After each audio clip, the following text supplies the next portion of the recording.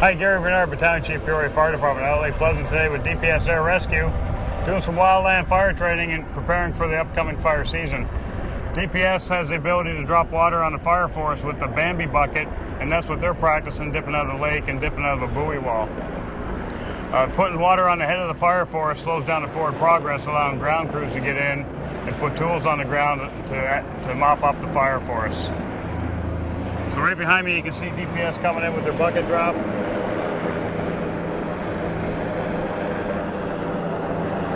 We have ground crews on the ground. Directing DPS into where they want the water dropped, and then they critique the drop to let them know if it was effective or not effective. We'll have them load and return, come back as many times as necessary. So it's a great tool we have, a great partnership we have with DPS Air Rescue. Little fire on the side of this hill over here. We are at your 12 o'clock right now on the shoreline, about 50 or 60 yards up from us. Do a line drop across the yellow tape there. The yellow tape, you say? That's affirmative, line drop across the yellow tape. It's true, and it warms the barrier a lot between your skin and the wetsuit. You don't feel water at all. All you feel is whatever's exposed. There's more air in there, so you gotta have more weight. Can't get on here until you get that fucking bird. Yeah. That looked like a good one. All right, one of the operations the fire department may be tasked with in this type of operation is putting up a buoy wall and supporting that operation by putting hose to it and keeping the buoy wall filled with water.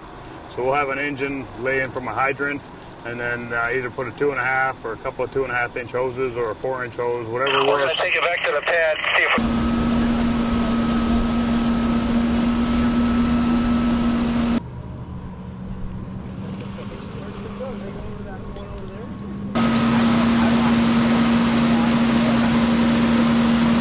with you guys.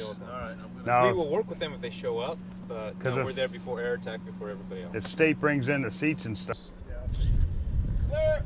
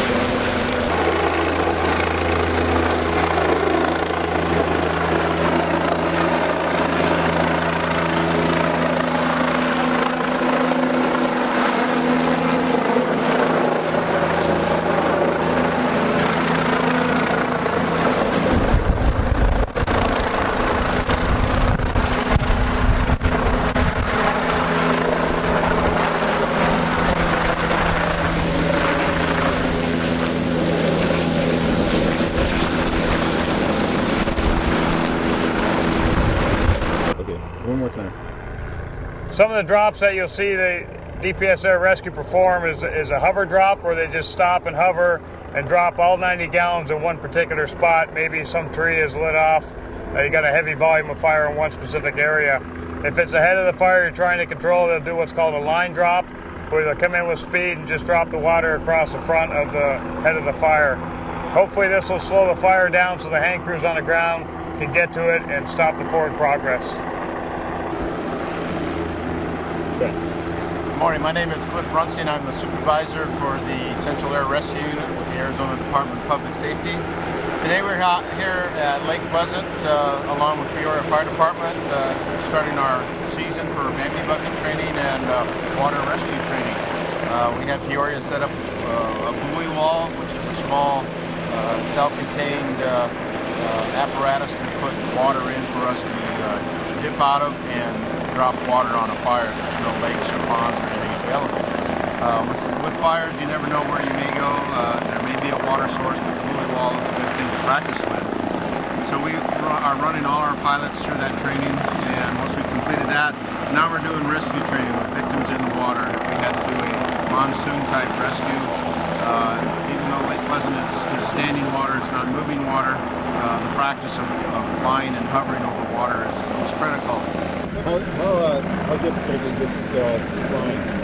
Well, it's very difficult. Flying a helicopter is challenging in itself, but when you have a Bambi bucket on a 100-foot line, and then we're using a 75-foot rescue line for the victims for our water training, it's challenging. And any type of flying over water, your depth perception is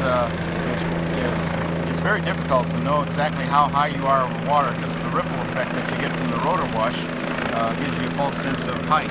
So we work with the spotter and the pilot together to try to keep it at a less than lethal altitude, less than 15 feet when we're taking the victim from wherever they're at in the lake or river to the shoreline. But it's very difficult. So the overwater training in a helicopter is demanding on the pilot, and that's why we have to practice this as much as we do.